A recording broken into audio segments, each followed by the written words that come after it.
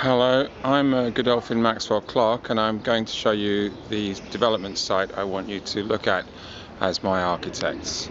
We're actually in Hackney Churchyard here. Some of you will know it. You probably use this cycle path, which is called Churchwell Path. Those are the older houses at the back of Sutton Place. They're about 1780. And this is the mews, which runs down the back and used to be used probably for taking the waste products out of the houses, but also for keeping carriages and horses. And we lock this now against the churchyard, but we have right of access. That's the group of us who own these houses, from the churchyard into this area. This area is used by the neighbours at the end to keep their fancy chickens and their son's motorcycle, scooter. And sometimes they lock this gate, and as you can see, there's a fox-proof netting here because the fox would the many foxes that live here would otherwise eat their chickens. And this is the state of the mews at the moment. Most people treat it as a kind of garden. And obviously it's not the most appropriate space for bringing out hundreds of cubic meters of spoil. Having said that, in the early days of its development, when we bought it from a developer who couldn't pay for the rest of the site, we did have a digger running up and down here, and we cleared it out a bit because it was full of rotten timber of the sort that you see there. And you can see here that neighbours have put shacks up in their gardens in conformity with the covenant that we've all signed. Not all neighbours have put up shacks in their gardens. And because I'm running out of battery this time, I'm not going to go to the end and show you the National Trust, but I'm going to go into the garden of number 8. So that you can see the development site, which is now right ahead of you. As you can see, it's washing day today. I might as well call out the trees on this part of the site. That is a magnolia which we planted. It's looking back now at the mews, and this is a mulberry which we planted about 15 years ago. These are fruit trees that don't do very well, and I think most people would allow us to chop down. Here is our shack, which is two 120-pound cabins joined together full of gardening equipment. Pretty awful.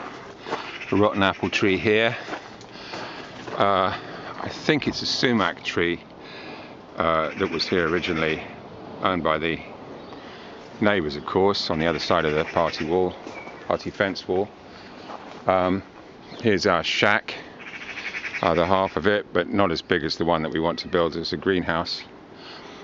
Here is a blackthorn, which has very beautiful foliage in the autumn, but very, very, very nasty thorns, if you can see them. That was here when we arrived. There's a holly, which was here when we arrived. This is about the end of the development site now, where there's that pier in the wall. That wall was rebuilt, largely rebuilt, certainly the far end, and much of this wall was rebuilt by me about 20 years ago. These two yew trees are about 15 years old. They were little things in pots when they were originally planted. These are still in pots. The fish in the pond are about 10 years old. The water lilies are about 10 years old. The box tree ahead of you now is about 10 years old. This is the back of the house. We don't actually have planning permission for the prefabricated spiral staircase and balcony. We have planning permission for a wrought iron one, which we didn't manage to get built. What's it called? Key clamp this stuff.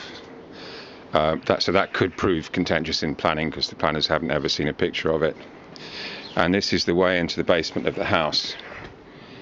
The basement's in a mess because we once used it as an office, and now we're using it as a dumping ground for things that we take to our Cornwall office, really.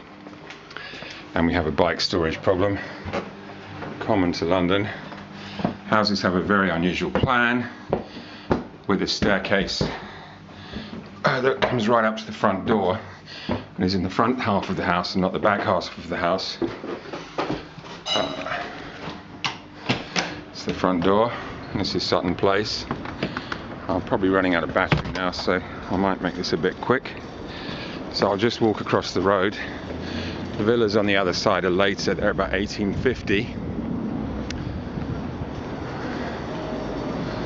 There's a garish school by Studio E down there.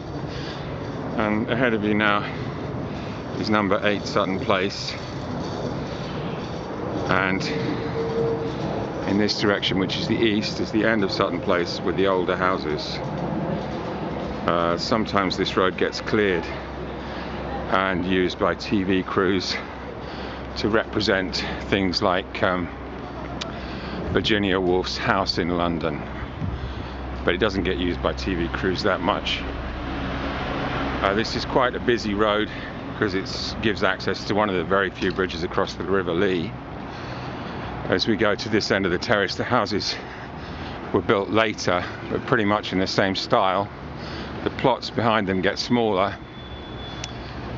This one is owned by a local councillor who's just had it repointed correctly in kind of smudged lime mortar.